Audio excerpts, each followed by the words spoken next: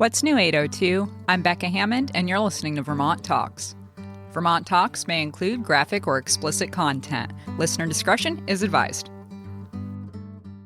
Welcome to Vermont Talks. This is episode 47, and I am here with Fisher Wagg. Hello. Fisher is a Vermont-based singer and songwriter. He released Leftovers in 2024, the year 2007 in 2023, and the year The Planes Came Down in 2014. So that was a while ago. Yeah. And Fisher is also an indie game developer and a game dev community organizer. He's got a portfolio at fisherw.net.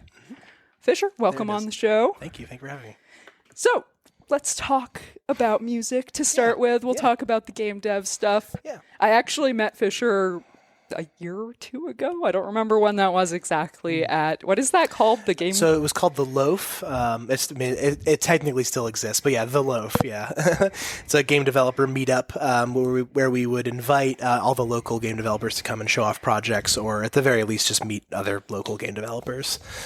Nice. So I didn't know that you were a singer-songwriter when I met you there, so that's cool. And clearly you've been doing it for a while. So let's go back in time to 2014. Oh, yeah. Well, the year the planes came down. Actually, you want to go back even further than that. So when I was, it starts with when I was, I think, 11. It was in 5th grade. And somebody in my class noticed that I was just like tapping and like drumming along on stuff like at home, like in class, and like just like being a nuisance. And basically that person was in a children's rock group that was called The Minor Key, and they basically went to the leader of that group, Buddy Dubé, and said, like, hey, there's this annoying kid in my class, but I think he likes drumming, so we should get him in here. So I got invited to that. I was 11. We started doing that. And the Minor Key was unique because it's a children's music group, but it's not like a school program. I mean, it's kind of a school. Like, it was kind of like run like a school, but it's really more of like it is a performance group. Like, we acted like a band. We more or less toured, not really out of state very often. Although one time we did, maybe actually 2 times. I don't remember. It was interesting because we wrote our own songs. It wasn't just like, oh, we all come together and sing like, Christian favorites or whatever. It was like, no, we were writing songs about like things kids want to sing about. So there's like songs about like macaroni and cheese or whatever, which is like whatever.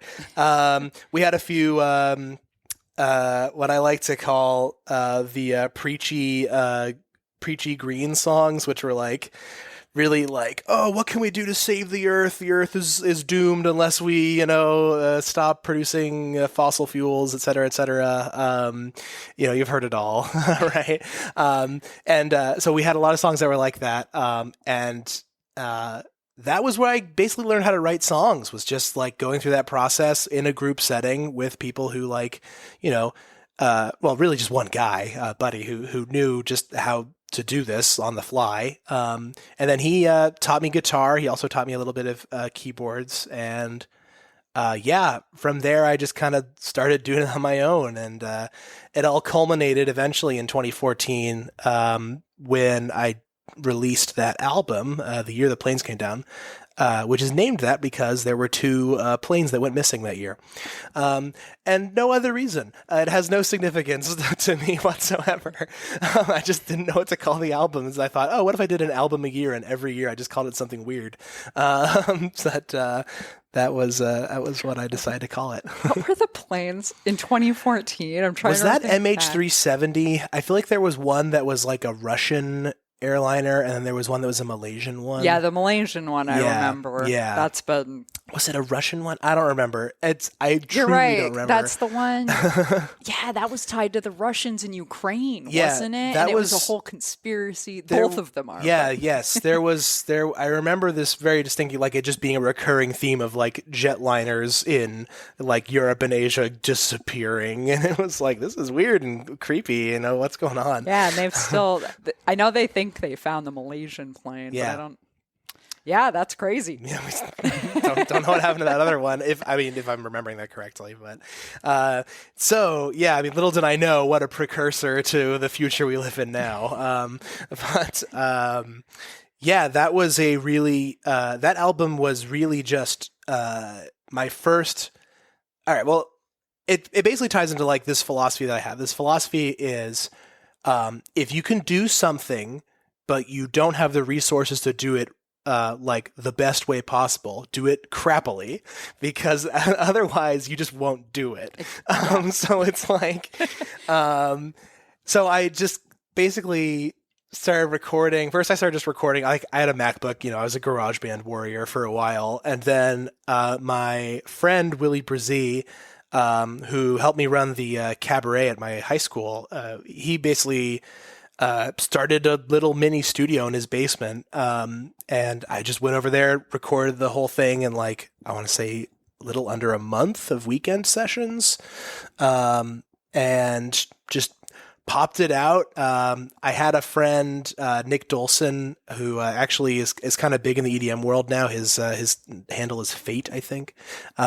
He did the mastering, and then he immediately after it was his first time mastering a song, and so like he mastered them, and then he sent them back to me, and they were like really bass heavy, and he was like, "Oh, I'm sorry, I just added a ton of bass. I didn't realize how bassy that was going to be." I'm like, "Well, okay, this is the process," and that's fine, because it was just like, it was friends. Like I was still paying people, but it wasn't like I wasn't going to a big studio. I wasn't going out of state. I wasn't, I did have session musicians like Jeff Meyer Lawrenson of Shy Husky was my drummer for that particular album, and then I had some friends come in and do vocals as well, and that was like it was just a lot of fun. Like a couple standout songs from it, like Drunken Monday was one that I had written in high school about how I was going to go to tech school, and I was like sad that I wasn't going to see my friends, and just like the pain of growing up. And then like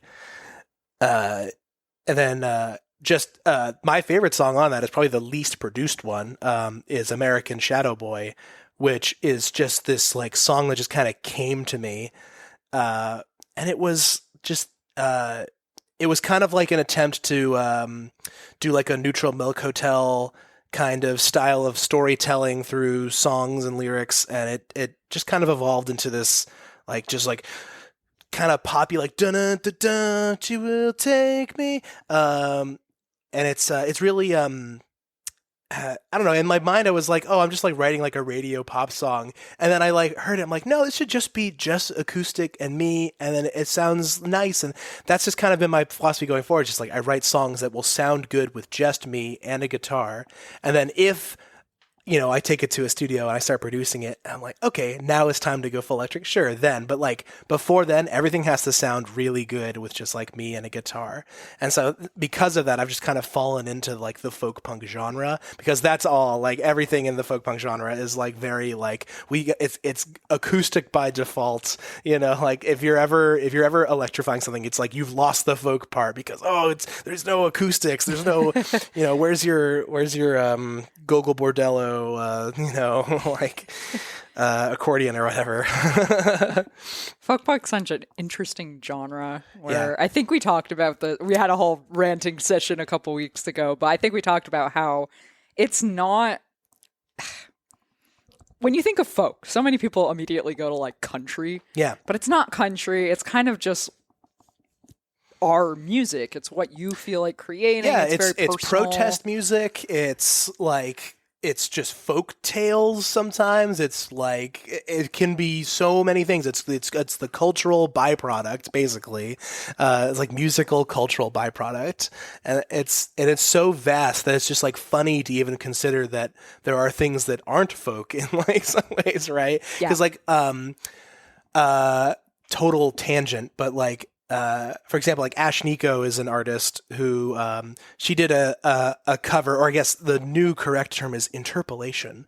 It was an interpolation of this Skater is the Boy. First time I've heard that. Oh yeah, term. well, welcome to it. Well, right. You're hearing it everywhere, because all the songs on the radio now that you have like that like bring back those like 80s choruses or whatever, like right. Those are interpolations. They're not covers. They're just borrowing elements, and that's what interpolation is. It's not a complete cover. It's just you borrow an element. Okay. So every time we've sampled music, going back. Okay, all right. Well, that's kind of side conversation. It's complicated. Interpolations are also kind of a politically fraught thing, I think, but especially in the trademark world. But so Ashniko did what is a cover of Skater Boy, Avril Lavigne's Skater Boy, but she changes the lyrics, and it's like, that's really cool. But and I was like, when I heard it, and like I was in the car with my friends, I'm like, oh, so it's a folk cover, because when folk people cover other people's stuff, they change the lyrics of, everybody. They're like, what are you talking about? Yeah. It's like, this is not folk at all, because in their mind they're like, oh, folk is old guy with the guitar singing about like the Great Depression or whatever. Right. But no, folk is the process. Folk is not the product. You know, America's such a weird melting pot, and I think we've kind of forgotten what, because you talk about folk music in other parts of the world, and I think they get it. It's just the music that you're making locally, like you said, cultural community, what's happening in America right now.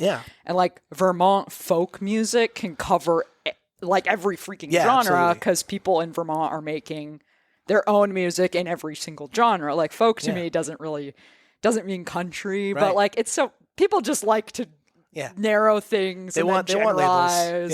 And then we subdivide, and then we generalize, and it's a whole thing. Genre itself is a mess. Like just the concept of genre for me personally. Yes, I agree. I think we draw too many lines. Yeah. And I think we do that with all of humanity. We draw too many damn lines. It's like, true. Can't we just be musicians? Can't we just be artists? Can't we be neighbors and, part of community without being like, no, you're a metal whatever. Right. Like, you fall under the screamo category, but I am hardcore. Yeah. I can't quite and I lose it. I don't know what the differences are, and I guess I'm not too general. Effectively tell you the difference between hardcore and like punk/emo. I mean, I probably could tell you the difference between hardcore and emo, but like punk is so broad that I'm like, emo is punk, hardcore is punk. It's all just punk. Like, I don't know. Punk is just when you make music and you're mad. And punk is folk.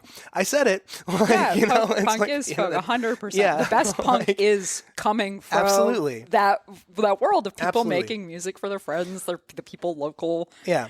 All music should really be considered folk. It's when you get so produced. Yeah. Where you're creating things for a profit, and there's 17 producers on a song, and it's, they're billionaires making music for the masses to sell them on the radio. Yeah. That's not what cultural music is about. I love the local stuff. I love people actually making their own stuff. Yes, absolutely. And, I get that you're trying to make money, but I don't think there needs to be 17 fucking producers on a single song. That's just my opinion. Yeah, I agree. Okay, all right. So we've talked a little bit about the year the planes came down. Yep. The year 2007. Yeah. What was and I read the blurb about it, and it was all the songs you've made that you've had recordings of over the years. So it's not like you wrote all of this last year. No. What's the significance of 2007?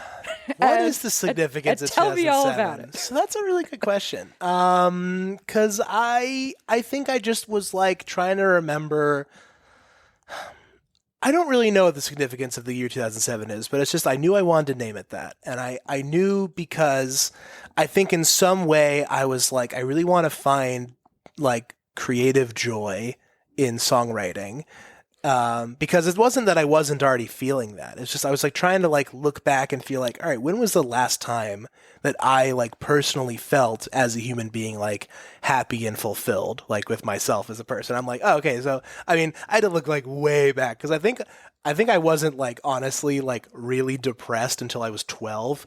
So I was like, okay, so I turned 12 in 2008. So 2007 must have been pretty good. So that must have been my thought process there. I mean, I couldn't really tell because it was so long ago. Like I came up with that idea like I want to say 7 years ago.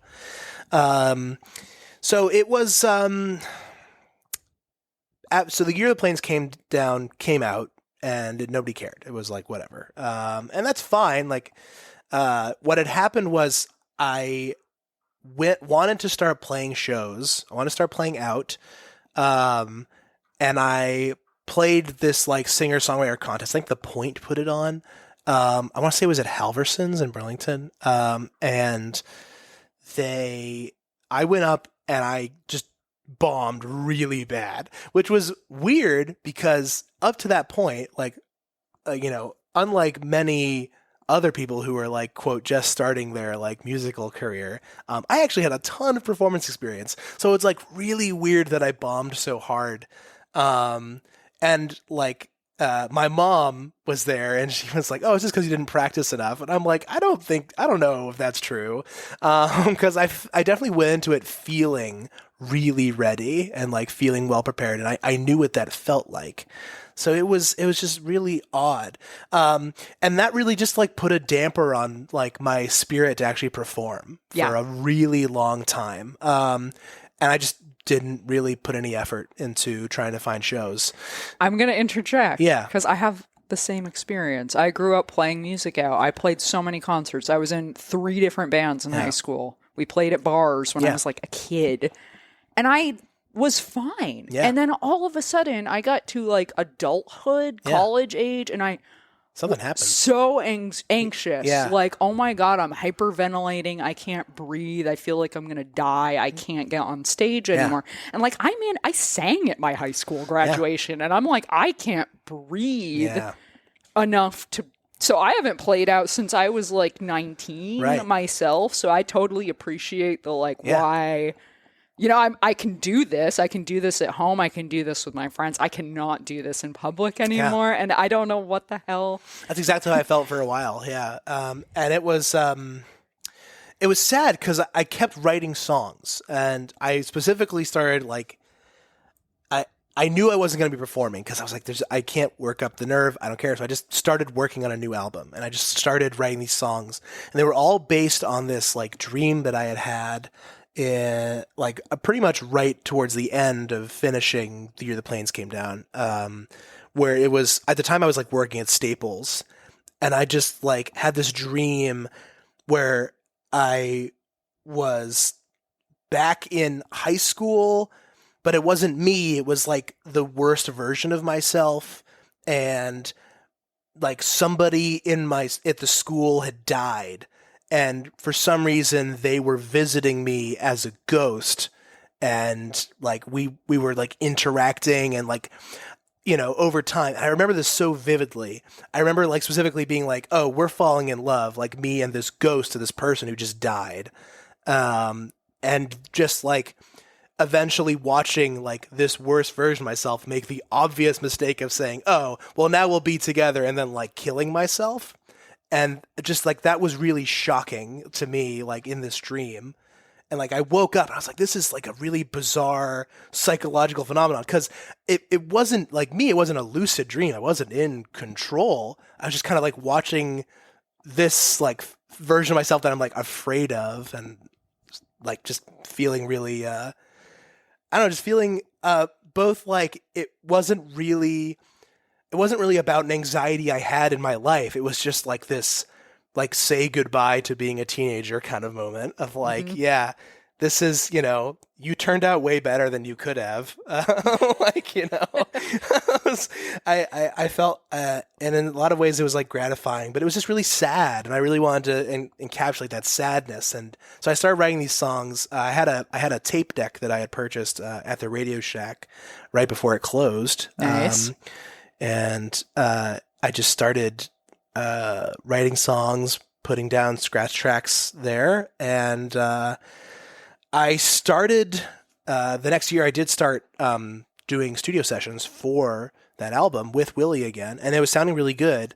And then it was like I had like my Brian Wilson moment. I said this earlier today and to Tristan, but I had like a Brian Wilson moment where it was like, I just want to add so much to this that it's not like physically possible. like there is no way on earth I will ever get like the sound that I hear in my brain to come out into this. And so that was totally like my give up moment where it was like I can't make it the perfect way, and I couldn't really bring myself to do it crappily. So it just was left dormant for a while. Yeah. So it was like 8 years of it just like sitting there, and I just kept like writing little more elements, kept recording that to the tapes, and like there was poetry, there was like sound experiments that I would do. It was just chaos. And so at the end, like the end of last year, I was laid off in July, and at the time, in current year, at the current time, game developers in general are just being like laid off en masse, like across the board. Yeah. So, at the time, the advice I had received while I was being laid off was like, "You are really good. You should stay in this industry." And they're like, "You should do everything you can to stay in the industry." And I was like, "Okay, cool. So I will do that." Which meant every day I would apply to jobs. So I applied to like well over 100 jobs, and only got like I think 2 interviews. Right, it's hard because every single company basically is laying off game devs, so it's not like global, and it's not just AAA, it's indies too, and it's not just like PC games or console games, it's everybody. It's a total capital pullout, and it's on one hand like do you think it's because the industry got over bloated? COVID played a big role in I think it's not over bloated. I think it's over investing. I think in COVID specifically, people were seeing people moving to digital and thinking this will be how it is forever. Like it's the new normal messaging, right? Mm-hmm. Or it's like we're just stuck like this forever and it'll never return to normal ever again. And it's like, that wasn't really true, like people weren't ever going to just sit at their computers all day and play like League of Legends all day. So that wasn't going to happen.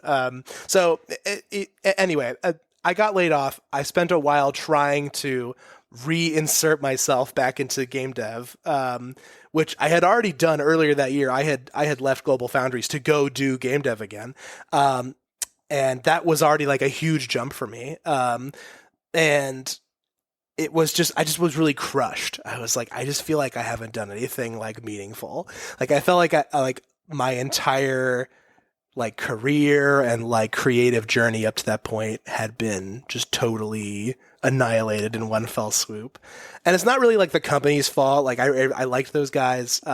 It was just like this. It felt like how my 20s had been robbed from me by COVID. It felt like this was like the aftershocks. It's like, oh, and now your career is gone too. Like now you're just screwed. Right. Like, double punch. Yeah. Now you're just reset to like you just left high school. So congratulations. Which isn't true. But you can feel like I could feel it. It's totally valid. I felt this way.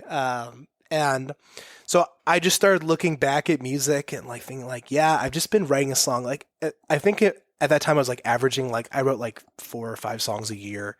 I just started writing songs. I started averaging a song at least a month, 1 song a month, and just pumping them out. And I was thinking like, oh man, I really want to like get back in recording, really want to perform. I'm just like, I feel all this angst. I just really want to like get it out there and start like making noise and getting people's attention. And I just was like, well, this reminds me a lot of how I felt like after, The Year the Planes came out, and I just couldn't perform. And I'm like, oh man, I want to perform, but I couldn't like bring myself to do it. And I was like, okay, well, I just started looking at those recordings again. I was like, oh man, like, these are weird. They're kind of cool though. Like, I don't know, like they're not, I don't know. Like, so I put out a Facebook post, just on my page that was like, hey, I'm going to release these. They're not good. Like, this is a new album. It is an album. It is not like complete. It will never be complete. That's on purpose. And this is just how it is. It has to be in this state. I said in the description, like, one of 2 things was going to happen. Either this project would die and like go away forever, or I would die. It was like one. It's like this was something I felt really, really passionate about. And so I put it out. And again, much like the Year the Planes Came Down, no fanfare. Like, nobody really cared that much. And that's fine, because it's for me. It's for me. And it was like, again, I did it crappily. Otherwise, I wouldn't do it. And I'm glad I did it, because I did that. I started performing again. I started performing new songs that I was writing like just last December. And because of that, I've met more people, and now I'm back in the studio again. So it's like I'm right back on the horse. It wasn't even that long. It was like 3 months. And that basically takes us to the present, really, because it was really it was just so long of waiting to feel like I was ready for these songs, which are like really personal songs. Like the year 2007 is filled with some songs that, like, honestly have lyrics that I regret writing in a lot of cases, that are just like really dark. They say things that I don't really necessarily feel represent me, I feel like, but I put them out there because it's a snapshot of not necessarily myself, but of a version of myself that I felt like I had perceived and was like important to like explain to people, like, hey, there's a world in which I'm this guy that like is really obsessed with, like a ghost like nobody cares about, like nobody else can see, or like, has this just like weird obsession. And like these things carry in my personality because I have a lot of weird obsessions, but anyway, I'm rambling a lot about this. Oh no, this is also valid, because I think like we were talking about with subdividing stuff, and I'm gonna pick on Taylor Swift for a minute. I like picking on. She Taylor deserves Swift. it. I don't like hate Taylor Swift, Neither. but she is a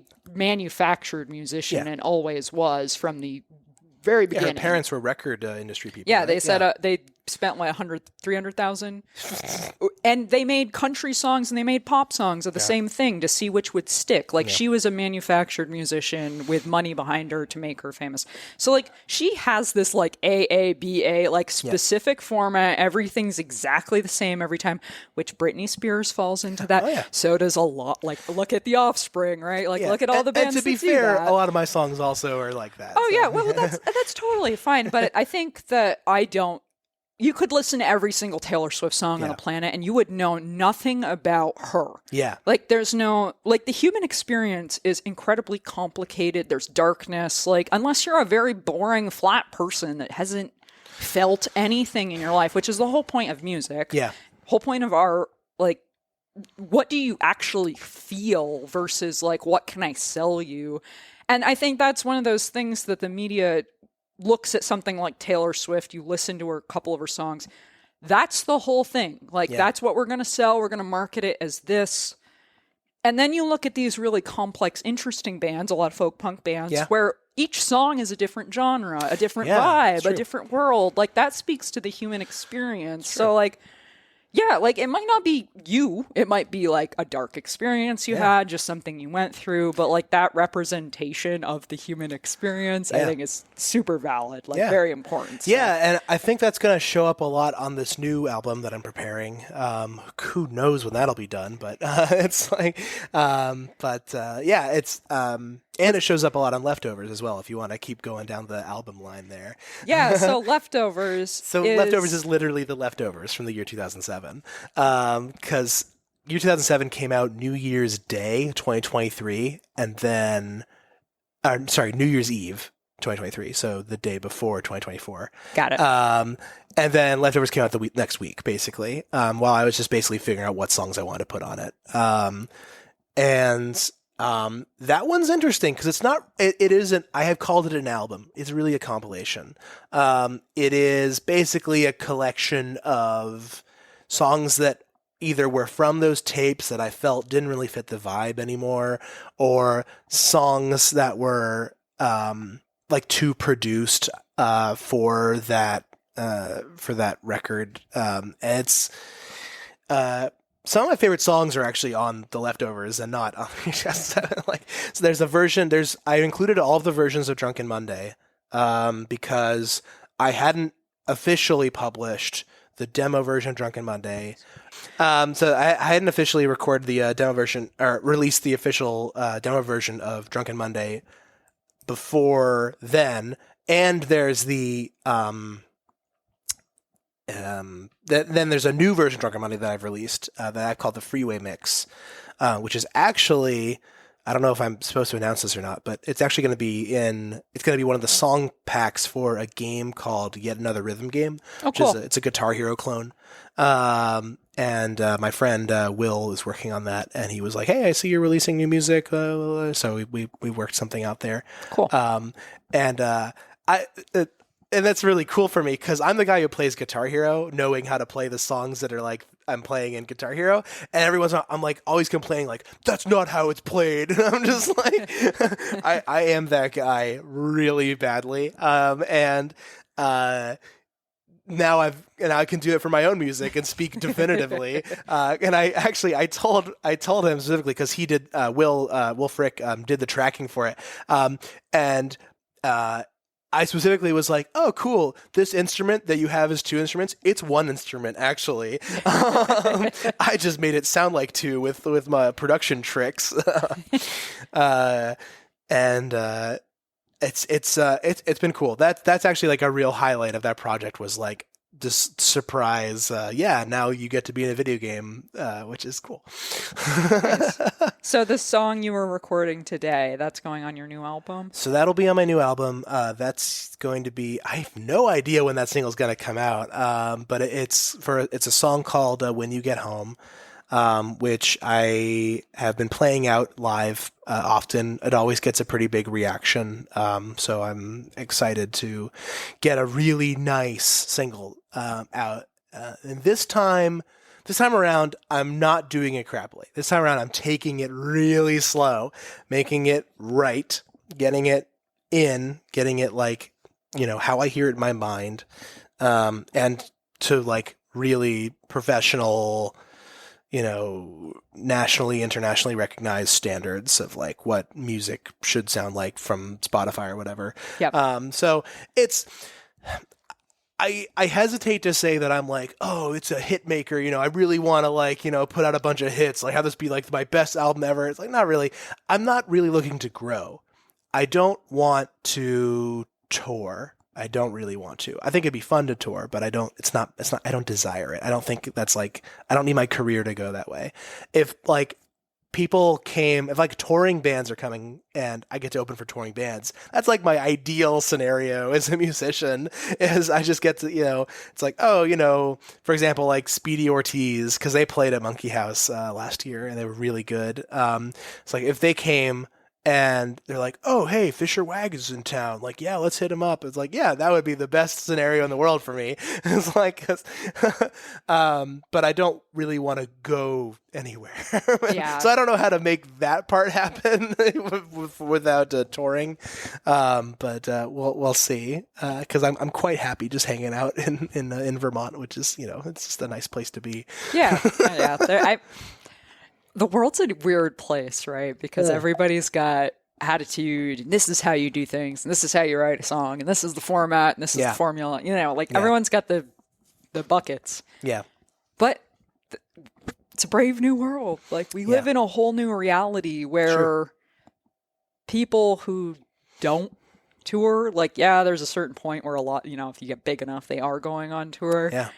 People are getting famous on the internet. You don't need to go anywhere it totally depends on what you want. Like, the classic example is like, Neutral Milk Hotel, right? Like Jeff Mangum doesn't like, they did the tour like in 2014, 2015? I don't remember.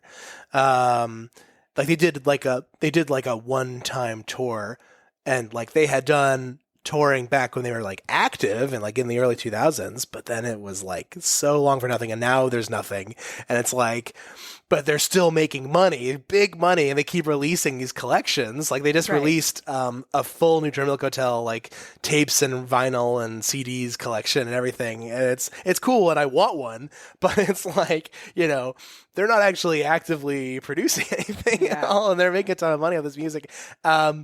And it's just people on the internet being like, have you heard In the Airplane Over the Sea? Like, he says, I love you, Jesus Christ. It's weird and fun. I'm assuming you've heard In the Airplane Over the Sea. I have not. You're missing out, Becca. You're making oh my me think. God. I'm writing it down. 1,000,001 people will it. tell you it's the best album ever, and it gets memed for that, but rightfully so. It's worth listening to. It is like such a journey. And it's like, it's folk music, but it's like ska. It's so many things, and it's good. It's really good. Yeah, you don't have to tour anymore. Like, you can make the world whatever you want it to be, right? Like, you don't have to fit any mold.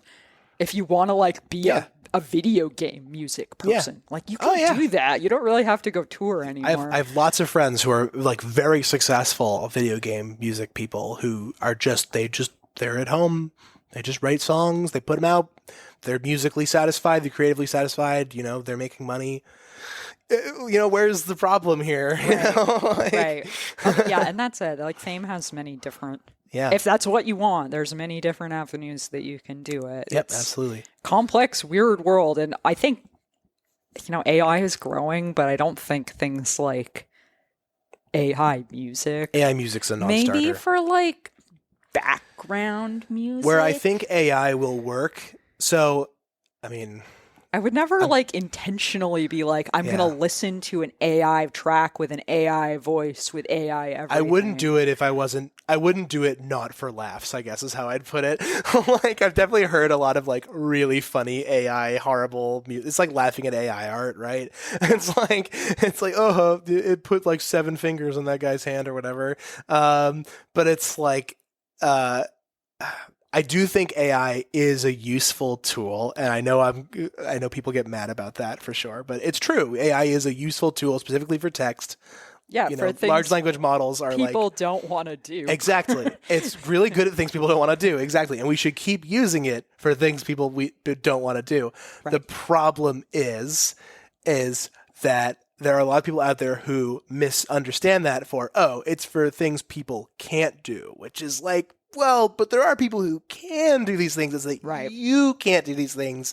And I get the accessibility aspect of it, as I think there are people out there who are like, for example, like tone deaf people. Like, I need AI to sing this for me because I can't sing. I can't do this. But it's like, sure, but there's also like 1 billion singers out there. Right. And a lot of them aren't going to like charge you a huge amount. A lot of artists are just making art. Just go talk to people, and then, the accessibility AI crowd would then react with that to like, well, I can't socialize, et cetera, et cetera. Right.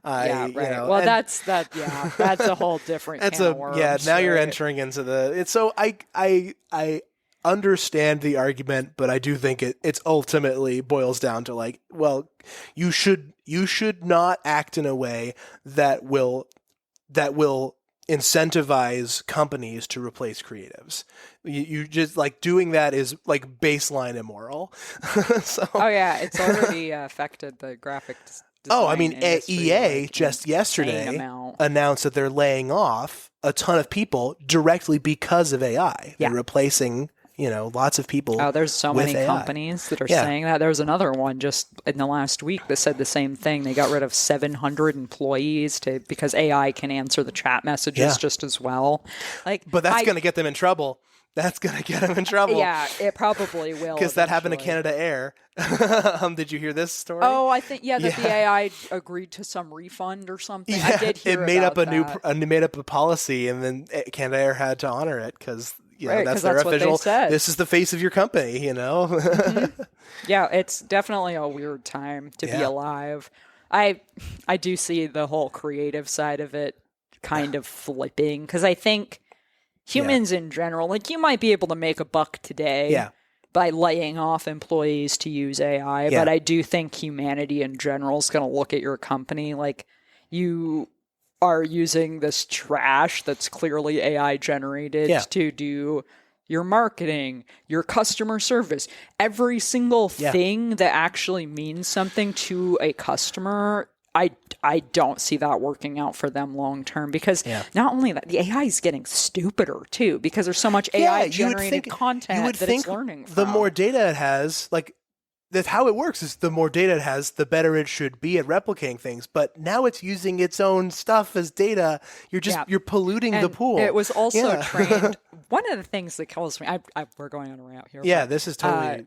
this is relevant, though. I mean, this is really relevant to our times, I feel. Yeah. As someone who works in the software industry, and just knowing the pitfall, like I don't know about you, but I grew up in the 90s and early 2000s where you didn't trust what you read on the internet. Yeah. And the whole world has forgotten that the internet's full of bullshit. Yeah. The internet is massively full of bullshit. Yeah. So it's really disappointing to me to see these huge AI companies.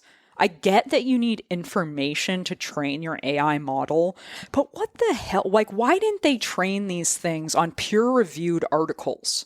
Yeah. So they have a definitive metric of what truth is, not just this is a bunch of crap humans said, so I think it's all true. My main issue, I mean, to build on that, is we actually don't have any clue at all what they're built off of. Like we have data sets we can look at, but they're huge. They're not actually human legible in a lot of cases, especially when it comes to the art AI, like the way they skirt copyright. And I say skirt copyright because that's exactly what it is. They don't actually have to amalgamate this data in this way to produce the results they have been. The way they do it is just like mashing up the raw data of all these images and like descriptions of the images, and it's not work. It's not reversible. That's the thing. It's not what's the word? Deterministic. You can't reverse it and get back what you put into it, and that's because of that. It's kind of not useful for a lot of things, specifically, I think, music, because especially in music, the way things are made is like so important to like a recorded song, like the actual process you go through. Things as like, things as simple as like how far away you stand away from the microphone, whether or not the door in the studio is open, or like, if you like mic'd your acoustic or went DI, like all these little things, which, you can't even quantify. We can't quantify really these things. But like we know what happened to recordings. Like, for example, like, just today, in the studio, we talked a lot about Nirvana and how Nirvana recorded. And it was like, okay, we know how they recorded because they wrote it down. They explained their process. The AI can't do that. We won't learn from AI. We will only produce with AI. We'll only get, we will only get crap. AI can't produce original things. It can only produce amalgamations of things that already exist. Yes. And that's, to me as a software engineer, it's based on a data model. It's not artificial intelligence. No. People talking like this thing is, it's not smart. It's not the Terminator. It's not smart. It is stupid. It's just repeating it's mimicry. Data. Exactly. Yeah. And it's really, I don't know. I get that, it's really cool, but it's also not really cool. It's really stupid. Like, and you mimicry, shouldn't trust it. Mimicry is important. And the thing that makes me mad is when people confuse mimicry from a data model with mimicry in the psychological sense, which is like, mimicry in a human is a sign of intelligence because a human is a bag of meat, but it's really easy for a machine to mimic something. Like that's trivial. Like, these are not, we can't compare these things this way. Like, they don't work that way. The non-traceability is such a problem. Yes, that's really like not only from a trademark perspective, but like that. We won't really touch on politics much, but in 2016 in Facebook and all of the other social media platforms, we have pretty definitively proven that Russia spent huge amounts of money buying ads. But the thing that really irked me is that they were already using the AI data models to target groups of people in advertising. They don't know the groups. They literally don't know the subdivisions. Can't reverse that. There's no reversing. They just know that there was a group of non-determinate voters that were easily swayable, basically really not intelligent people who can't determine truth regardless of where it's coming from. And they were fed flat out lies from foreign governments. And you can't reverse engineer it because it's a black box. Yep. It's a black box sitting on this huge database of all of this information that you stole from writers, artists, musicians. Like, you stole all of it. Yeah. And then you don't know what it's doing, and sometimes it does evil things, and you claim you're not responsible for the black box. You are responsible for that black box. Yeah, you built it. Yep, exactly. And one other thing I wanted to bring up, because you were mentioning all of the things that go into recording audio from a human standpoint. They actually, this is so random, and I don't have the name of the study, but very recently they actually proved scientifically with an MRI machine that the human brain responds entirely differently to live music than it responds to digital music. And there's even a difference between analog recordings and digital recordings. Which is crazy to me, because like when you look at the like raw data of a digital recording and an analog recording, they look the same. But I do buy it. Like, obviously, I can tell the difference between Pink Floyd albums like really fast. It's like the second, because like When You Were Here, I think When You Were Here was their first time using digital recordings, I think. And you can tell right away. It sounds, and mostly because at the time it wasn't fully developed. Right. But you can tell it sounds like a little bit tinnier. It sounds just like a little bit kind of crappier. It loses some piece of what's in humanity. Yeah. Like, you can't, like, the way the digital recordings work is they just take a split second moment in time, and then they tack it all back together, so as we listen to it, it's 44,000 pieces of a song per second, like, tied together. But that's not a smooth sound wave. Yeah. Like, we might not be able to perceive it at a human level because we can't tell a microsecond. Like, well, obviously we can't tell a microsecond, but something's clearly missing if our brain actually responds differently.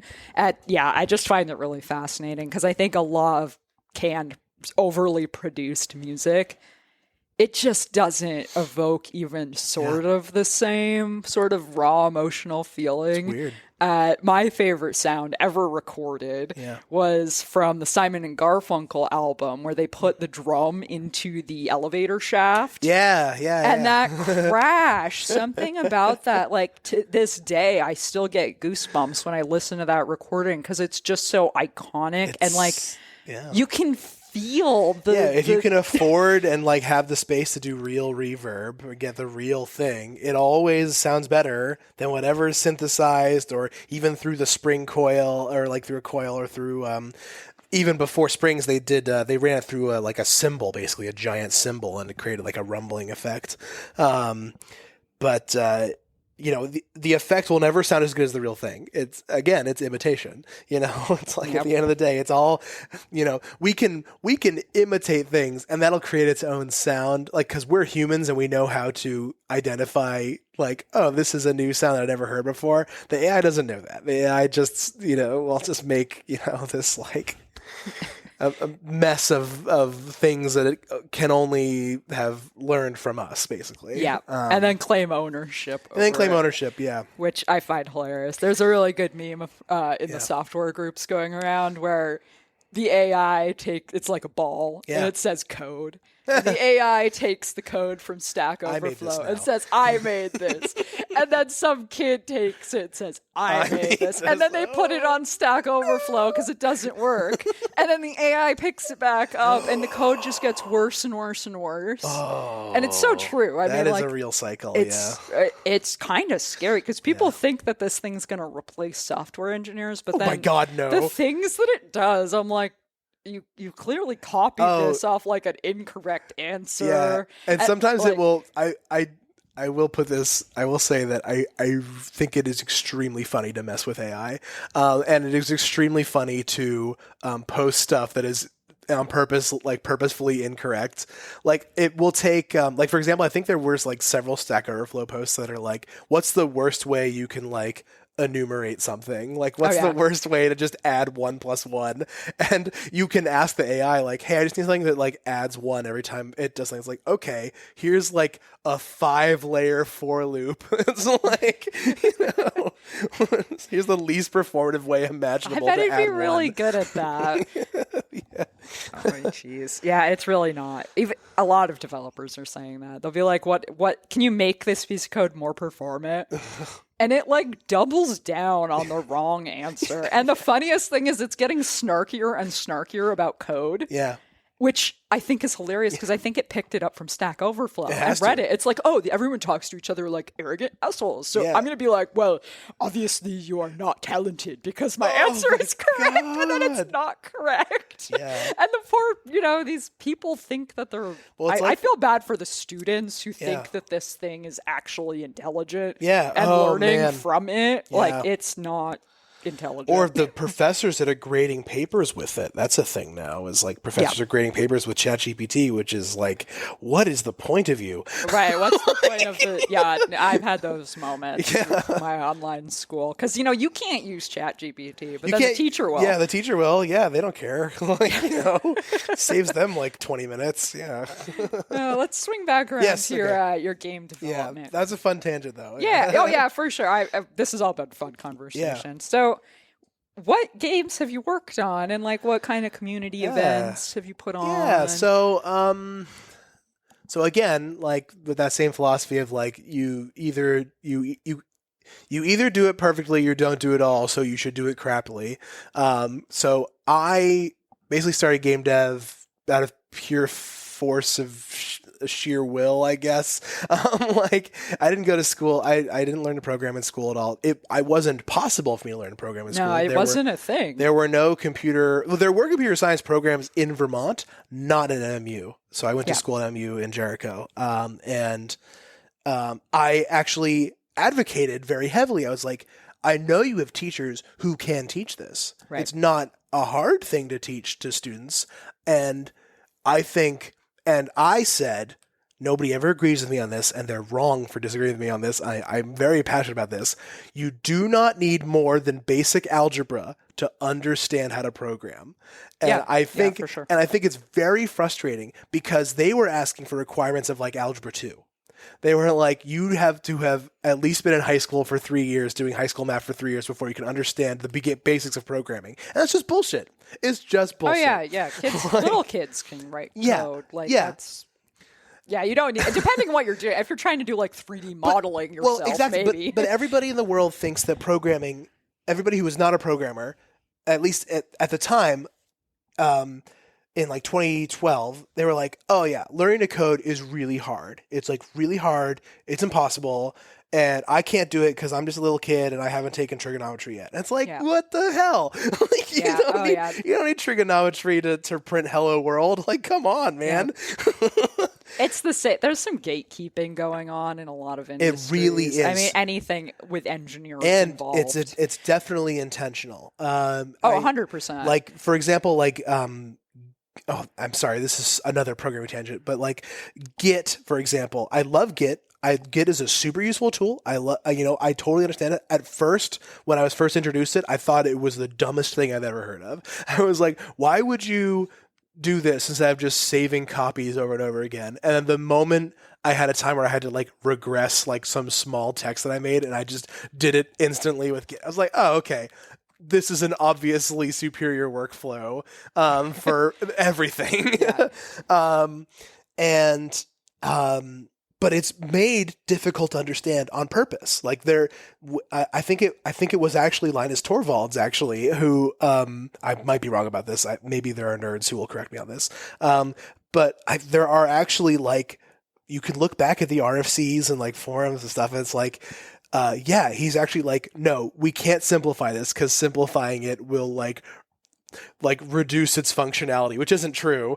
Like for most things, it's like, And it's just like the terminology is like difficult. Like even like Scrum, like, are you familiar with Scrum? And I've read that term. I don't think I've used it. It's a production level thing. In games, it's very relevant. Where you do Scrum, which is just you meet every day. All it is just meeting every day and planning your tasks. That's what Scrum like is. Like a rugby scrum. Yeah. Yes. It's exactly like a rugby scrum. That's why it's called that. And again, it's obfuscation of terminology. All it is you have tasks, you meet and you evaluate those tasks, and every day you make sure everybody in your team says what they're doing, and then you check in and see if it's actually done, and then you just address the challenges. That's what Scrum is. It's agile development because it's literally agile and you do it like one by one. And I think it's shocking that it's so obfuscated and you have to you don't have to, but there are classes to get certified in Scrum that are like thousands of dollars to become certified in this thing that's the most simple to understand thing. I don't know. Maybe I'll catch flack for that. But anyway, back to me. So yes, I pure force of sheer will learned how to program and do game dev stuff, but I wasn't good. I was not good at it. What language did you learn? Just out of curiosity. Question. I thought, Python would be the smartest thing to learn right away, thinking I want to be a game developer. Pygame is a thing, and not really realizing that nobody uses Pygame to make video games really. Yeah. It's basically a toy, which is fine. I was like, I have a Raspberry Pi. I want to learn how to make Pygame games on Raspberry Pi. That's fun. And of course, I never ever actually made anything with that. But it got you into it. Yes, it got me into it. Python's good for that. Python's really good for you want the simplest. It really, it flattens that learning. It does. People. And then I started using Construct 2, which is basically a visual version of JavaScript. And it was. I never had to learn the JavaScript syntax, which is, chaos, as I'm sure you're aware. It is finicky. So I just used Construct 2, which was a visual programming thing. And I just started making funny little games. I just okay, here's a Mario clone. That takes 3 seconds in Construct 2 because it has all of these pre-built parts. And I just kept going on that path. And eventually, I worked up the courage to join a game jam for, it was actually for Tech Jam. It was run by Game Theory, who's another studio. If you haven't talked to Game Theory yet, you should talk to them. But Game Theory Co. They ran a game jam, and I just was okay, yeah, I'll join this. It'll be fun. It was a block breaking game that it was like Breakout, the Atari game. Which Steve Jobs made. I don't know if you knew that. And Steve Wozniak, both Steve Jobs and Steve Wozniak. But instead of having your paddle just constantly bounce the ball, your paddle was also made up of breakable blocks. So as you went, you broke these blocks, the blocks would fall down. If you caught the falling blocks with your paddle, then you could survive basically. So it was survival Breakout. So it was, it was kind of a fun cutesy idea. And I took it to this jam and I won, which it was just a popularity contest. It wasn't it was the best game there. It certainly wasn't. There were much more interesting and better games with better art because it was literally just blocks. It did win at that jam, and I was like, oh, what, how cool. So I should put together a real release for this. And then my creative but what if you made this insane? What if you screwed up? And I just took it into this direction where it was yeah, here's the block breaking game. And it's we recognize it as its influences. We see Breakout, we also see Arkanoid, we see all these other block breaking games. But what if, because it's just a little bit different, what if it was a Mandela effect thing? What if it was actually, what if this is just a game from an alternate universe? You remember this game, right? But it's from universe too, where computers are just a little different. They're kind of familiar, but they're a little different. So I started developing this lore of like what happened in this alternate reality, and it got weird. It got weird really fast, but it basically centers around computers that are developed from an organic source, not from transistors. Just it uses an organic source that somehow biocomputing that results somehow in perfect ternary computing. So we're totally incompatible with our world. And in this world, I'm imagining like, oh, what if there was like a Commodore equivalent? I named it Ensign. And in our world, Commodore failed. Like the second computers started to like enter 32-bit world. It was like Commodore couldn't keep up. Yeah. So they in were my very world, loved for the they were first, loved. I love yeah. Commodore. I have a Commodore 64. I bought it and I love using it. But like they couldn't exist alongside, IBM clones, or the Mac, God forbid. So in my world, what happens is, the Commodore equivalent, a company called Ensign, it's a naval thing anyway. They work with the secretive lab who've developed secret processing technology that took them like 10 years in the future. So in the 80s, instead of Commodore like releasing, Commodore 128, Commodore like whatever, here's the C64 as a laptop. It's no. They jump ahead far. They're like building the internet. Like they're like, we're already in like mid 90s. Like they've got full color graphics. Like, they're including CRTs with their machines. Like there's something has happened here. And they destroy everybody. It's a monopoly. Like it's literally, they become this like ubiquitous computing force, not unlike Microsoft or Apple today, where it's just everything is Ensign controlled. And because of that ubiquity, one day something happens and that triggers the processors and all of these devices. And it's not just computers, it's phones, it's like security cameras, it's your router, it's your electrical panels in your house. It's like all these things run off this like ternary fluid. It's called a fluid ternary computing. And all of these things are all interconnected. And one day a switch flips and it's like, oh, actually, we're alive. We're sentient. So the game of Breakout is, you discover over time, like, oh, this computer is like haunted, dude. there's a guy in here. It's like there's a little man. He's flipping all the switches in the background. But it's a really weird game. But I did release that myself. I put it out on Steam, which was kind of a feat at the time. Cool. In like 2015. And because I put that out, self-published, I then went to apply for a QA position at Sunday Month, another local game developer.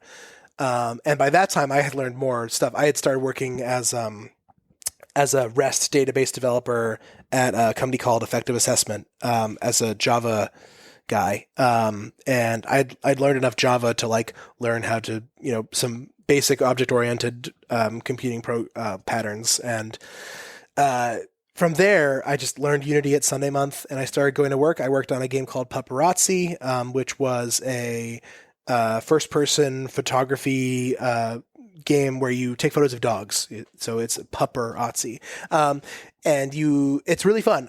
So I worked on that as a level designer, and I'm really proud of that work, and it's featured on my website, fisherw.net. That's on Steam, that's on Xbox, it's on Switch. Nice. That was like a pretty big deal for us, because it got picked up by Xbox Game Pass, and that was like, woohoo, yeah. After that, unfortunately, what happened was the company basically was like, we can't afford to keep everybody on projects. So it was like, we were all contractors anyway, so we were all just let go. So I went to go work for one of the owners of Sunday Month, again, Ryan Huggins, at Weathered Sweater. And so then I worked on Skater Gator, which was a high-speed platforming, lane jumping kind of game, again, as a level designer. That was a really interesting project because the game was like really fast. It was really hard to build levels for that game that wouldn't just be long and frustrating. So you had, So I specifically was like, I need to find a way to make this game both easier but also fun. Meanwhile, there was another guy working on it who was also a level designer, his approach was, I need to make these levels as hard as possible. This game needs to be like extremely difficult. So we were both like working on different ends, and because of that, I feel like the game feels really whole. Because I was like really interested in like teaching players how to like maneuver certain things. But anyway, so that game came out. It wasn't really a hit. Like it wasn't really, people weren't super like into it, but that's not really anybody else's fault. It was just like we didn't really have money to market it. Really, it was really just to have a proof of concept that we could make games to get funding later on. Anyway, so unfortunately, that I couldn't really maintain that as like full-time employment, so I had to go work for Global Foundries. But I had some free time, and I started working again for Weathered Sweater on like a part-time contract, which was the sequel to Skater Gator 3D. Which is way more fun. Which is like a console platformer, kind of like Mario 64 kind of game. But you still have that like lane jumping aspect. And it's, I not only did I work as a level designer on that, but I also recorded vocals for the theme song.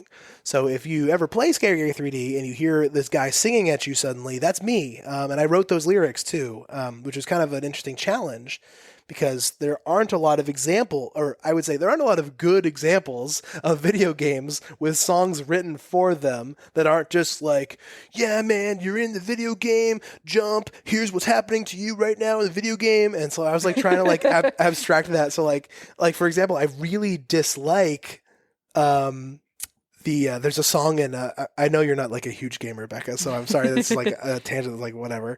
But like in Super Mario Odyssey, there's a song in there that's like, jump up, superstar, get the stars and coins or whatever. And I'm like, this is so like, yeah, you're just describing what you do in the game. So I'm like, all right, I'll just rip that off. And so I just like wrote a song that's like, yeah, jump from side to side. And the song's called Side to Side. And it's kind of like fun. It's kind of like a ska. It's like a ska dance kind of song. It's fun. Nice. And that was like my first time like recording and showing people my music for a long time. And it surprised a lot of my friends who had been hearing me like play, every once in a while I like post like, oh, here's a recording of a song I just wrote, whatever. And they would just hear this and they're like, what the hell is this? Like, is this like pop music? Like where did this come from? So I like to think I have some range there, I guess, but it's not, I wouldn't say I'm like super interested in like doing more stuff like that, but, it was a lot of fun. But anyway, so I worked on that game, and now I'm like trying to work on my own games for myself, because after that I went to go work on some other big NDA projects that I just can't really talk about at all. And now I'm just like, it's back to being a hobby for me. Now It's like, I'm just kind of done. It's not just that I'm done with the industry right now. The industry is done with people like me right now. Like there's no room for creative level designers right now, unless they're like integral to the company. I think that it's one of those markets that there's just so much. Yeah, there's so many video games. There's so many it's too many. Tappy pay to play. Yes, and it's true. There's massive companies that are building these things as fast as they can in different countries, not America, but like they literally just have people. Oh, I mean, in Asia, it's a huge market. Yeah, just cranking these things out. And as fast a lot as of American can. companies are just trying to compete with those companies. Right. So that's why, we'll see a lot of games that like, why is this game have a battle pass? And it's like, because there's a ton of people out there who are like, I only play games with battle pass, which is insane for us to think about, because it's like, why do people want to pay money for games? It's because for a lot of people, that's the perceived value. They want that. They want this continuity. They want like these games that will just always update forever. They want these live services, and it's not sustainable. It's just, it'll never be sustainable. And, right. Yeah, I love video games. I'm a very odd duck in terms of video games, because like software engineering, a lot of people immediately assume two things. One, I'm obsessed with video games. Right. Two, I'm obsessed with anime. Yeah. And neither of these things are true about me. But I grew up with a Super Nintendo. Like, I love certain types of video games. However, I'm one of these people that I get incredibly nauseous when trying to play new games. Yeah. I cannot play Skyrim. Skyrim about made me puke the Really? first time I tried to play it. I cannot put a VR headset on. Yeah. It immediately That makes makes sense. me feel like I'm going to throw up. Yeah. So there's like 35% of the population is it's a just big like problem. me. And the whole industry kind of went, oh, look at how beautiful the graphics are. This is the most important thing about but video it's not- games. It's And just the- excluding people. It's excluding people. The playability, often these games suck. Every game is like a copy I of agree. another game. And to me, I think the ones that always, I still think of World of Goo. I love, there's a World of Goo 2 coming out. Yeah, and that Yeah. was such a beautiful, like, creative, Yes. weird, and Love World of Goo. things like World of Goo, Plants vs. Zombies, which the Yeah. craziest thing about this is that everyone saw those games and the way they were designed and ripped them off. They ripped them off, but they didn't fulfill the, like, there's no heart. There's so much ripping off, Yeah. and it kind of kills me. Like, I want to be a creative. Like, I'd really love to work on this stuff someday when I have free time. I'd love to work on these things for myself as a creative type person. But the way you talk in that industry is so weirdly off-putting to me, man, it because is. everyone's like, well, it's a first-person shooter. And I'm like, can't you come up with, like... And they're like, well, I stacked 6 other concepts from 6 other games onto the first-person shooter. And I'm like, so you came up with nothing original. Yeah, but there's this beautiful world you can explore while playing knockoffs of 6 different games. I think, and I think this is super relevant to our earlier discussion about genre, is like genre is, in my opinion, genre is killing the game industry. I think this adherence to, like, that's why indie games are so popular now. It's because indie games is the genre. It's like, indie games are genre, but that means there's no constraints for what an indie game is. Yeah. Indie games could be freaking anything, and that's why I like living in that space. I don't like working on AAA games because they're like, this is a roguelike, or like, this is a first-person shooter action RPG. Yeah. And anything that don't fit in these, like, terms is like, I've discarded this from any design discussion. And that's, you're just missing out on not just like the creative fulfillment of making games, of like you are building something like truly original, because there's so many mechanics in the world that can just interact with each other, and like thinking about these things as like, because I'm a first-person shooter, I can't also have like a match 3 element in my game. It's like, yeah, you totally can. And there's games like, I don't love Jonathan Blow. I know you don't know who that is, but I don't love Jonathan Blow. But The Witness is a classic example of somebody being like, thinking like, oh, I like these puzzle games, and I also like these first-person walk around, look at pretty things. I can combine these things into a game that's called The Witness, where you just walk around and solve puzzles, and that's the whole freaking game. And I really liked it. I think a lot of people, it's not the perfect game, but it's a really good game. I think it's really good. And he's he was really smart for just thinking, I could just put these 2 things together. And it's like the 2 cakes problem, is that a lot of people are just constantly like worried that gamers are picking between cakes. The 2 cakes problem? Are you familiar with this? No, but I think I see where you're going. Yeah. So it's, you make a cake and you bring it to like a bake-off, and you're like, oh shit, somebody else already made a cake, and it's bigger, and it's better than mine. It's like got all this like fancy icing on it. Everybody else shows up to the bake-off. They're like, holy shit, there's 2 cakes. Like, like, this is great. That happens a lot in video games, is that people are constantly looking at other people's video games and judging their own video game on that. It's like, dude, like from a marketing perspective, I understand that, because games are expensive, and they always have been expensive, and they're actually, frankly, $60 for a video game is actually not enough. It's like, they should be, if we were accounting for inflation, we should be paying like $100 for a AAA game, but the perceived value of a game is difficult for players to understand until they actually are in it. And because the way marketing works for video games, you have to be Like, you have to look as flashy as possible. And that's like, you can't get people to play unless you market correctly. It's unfortunately, it's a downward spiral of eventually resulting in, like, as many art does under capitalism, where it's just like, you end up in the minimum viable product, which is those like 4-letter acronyms. You know, it's like, oh, this is a MOBA. Oh, this is an ARPG. Oh, this is an FPS. Right.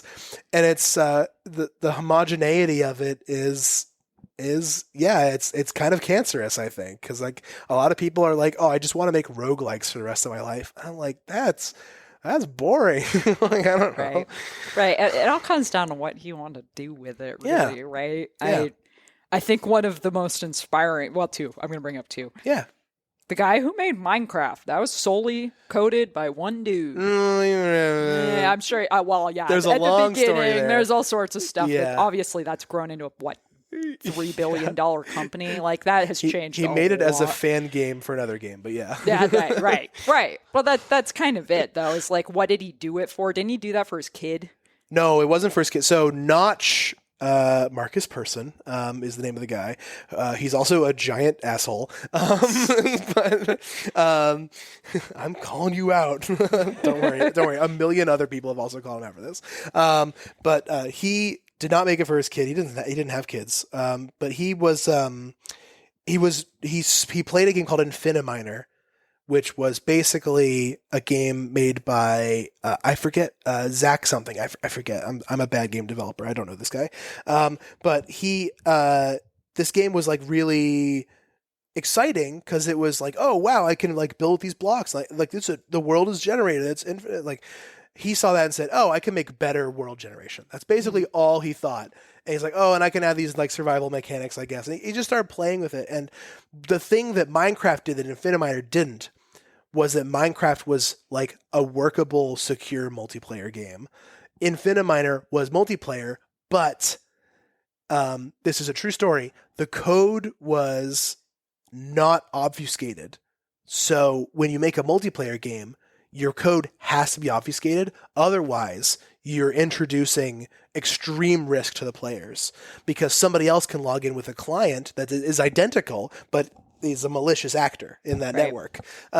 So if the second you do that, if you do it even once, your entire multiplayer is screwed. You have to start over. Right. Again. That wasn't the intention when it was ran, which is how things evolve in code. Yeah, exactly. So Infiniminer is...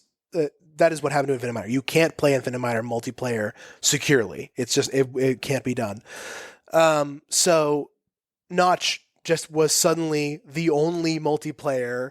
Minecraft was suddenly the only multiplayer block building game out there. Right. Which multiplayer is kind of a thing in and of itself that just blew up. Like, that wasn't a concept in the 90s. We didn't have multiplayer. Well, you had split screen, but We had like, you're sitting with your buddy or your 4 buddies. Which I miss very heavily. Right. And video games were very like something you did with your friends. Now you sit hundreds of miles away from your friends. Yeah, and you're cussing out some guy you've never met. Yeah, right. But my point of bringing that one up, though, and see, bad example. You know more about. Sorry, it yeah, no worries. And like things like Wordle. Wordle's stupid. Wordle's so cutely stupid, but he made that as like a fun thing for him and his fiance to do. Yeah. It wasn't like, oh, I'm gonna try to make a flashy game. I'm gonna try to fit the mold. I'm gonna try and market it. No, like the first iteration of Wordle, which sold for a freaking $1 million, is literally just like HTML text screen JavaScript. Like, Oh, and it's even dumber than that. It's like you could just look in the code and see all of the words.